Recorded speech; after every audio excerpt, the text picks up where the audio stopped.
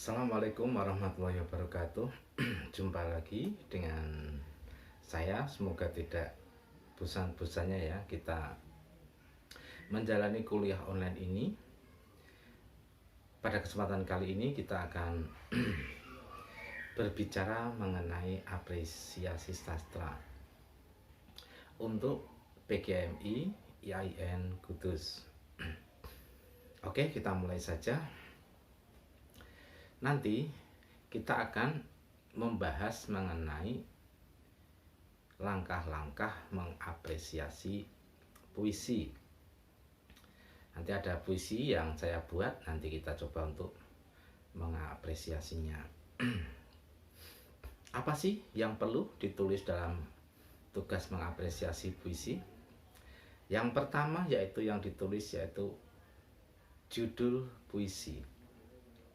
Judul puisi, terus nama pengarangnya, terus kita tentukan temanya dan tentang apa, ceritanya tentang apa, itu dikasih tema. Selanjutnya kita tuliskan diksinya. Dalam setiap baris dalam sebuah puisi kita cari diksi. Diksi ini dimaksudkan untuk mencari kata kuncinya, kata kunci pada masing-masing baris. Setelah kita menemukan kata kunci tersebut, kita tentukan jenisnya, termasuk simbol atau kata konkret. Setelah itu diberikan penjelasannya. Kita dalam penulisannya seperti ini misalnya. Jenis diksinya kata simbol atau konkret, yaitu kata apa. Misalnya di dalam satu kalimat ada entah, misalnya ini ya, kalimat pertama ini, entah sudah berapa kali air mataku membanjiri. Nah, kita cari diksinya dari kalimat itu, ternyata kata kuncinya adalah air mataku. Nah, di sini apa sih penjelasan dari air mataku dalam kalimat pertama dalam puisi itu?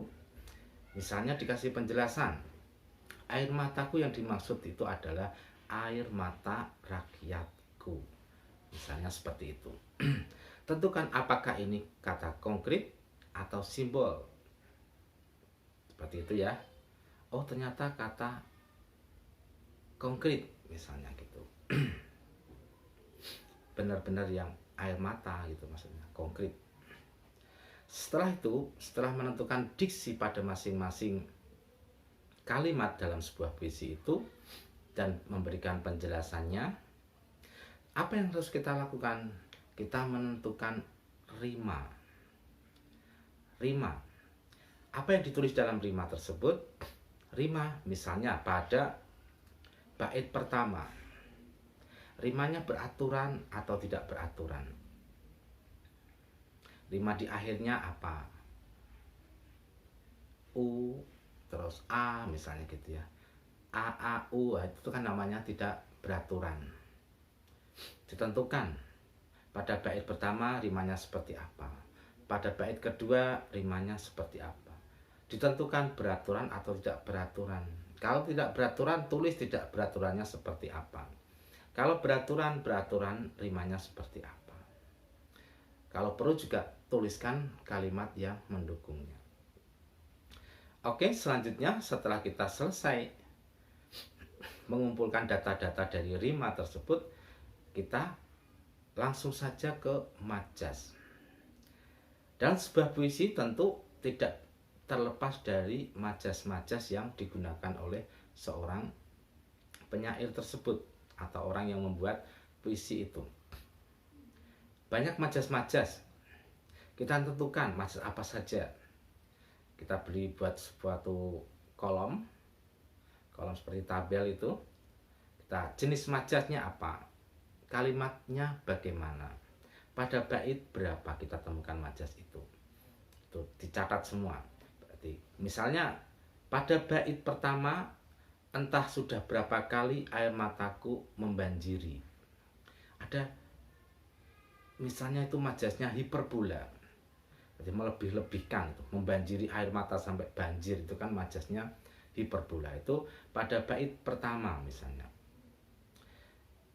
Nah, setelah itu kita sisir lagi kalimat demi kalimat, kita tentukan apakah ini mengandung majas misalnya personifikasi atau majas metafora atau majas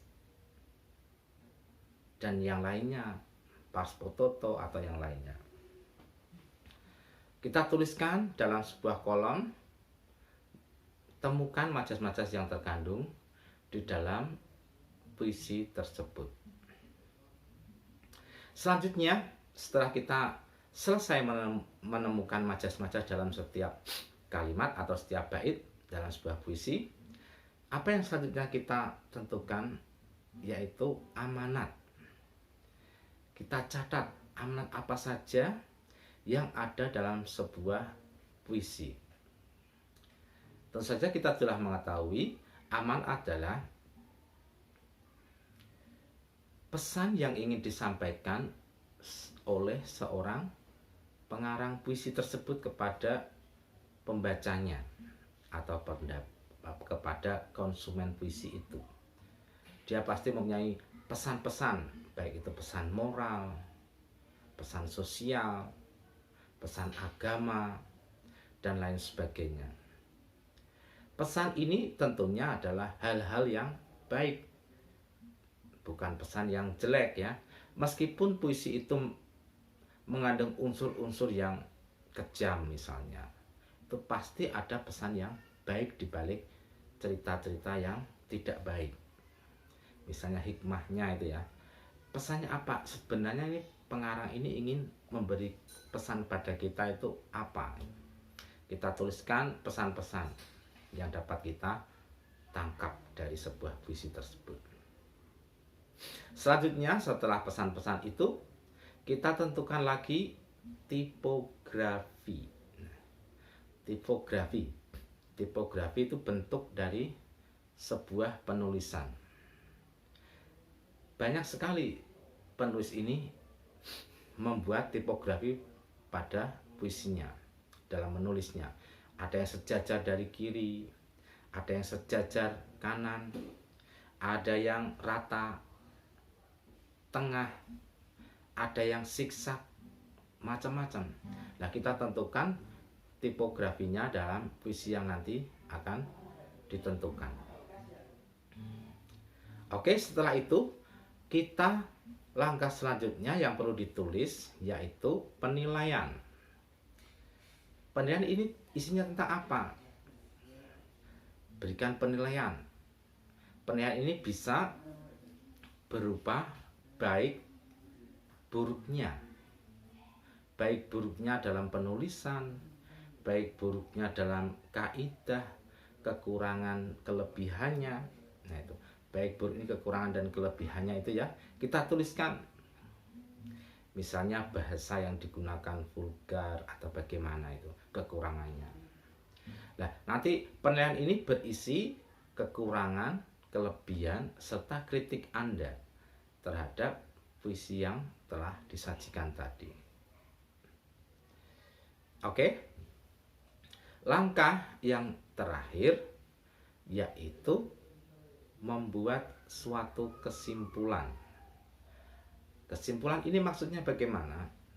Kesimpulan ini adalah gambaran secara umum hasil dari apresiasimu. Apakah layak puisi ini untuk dipublikasikan atau layak untuk direkomendasikan kepada orang lain?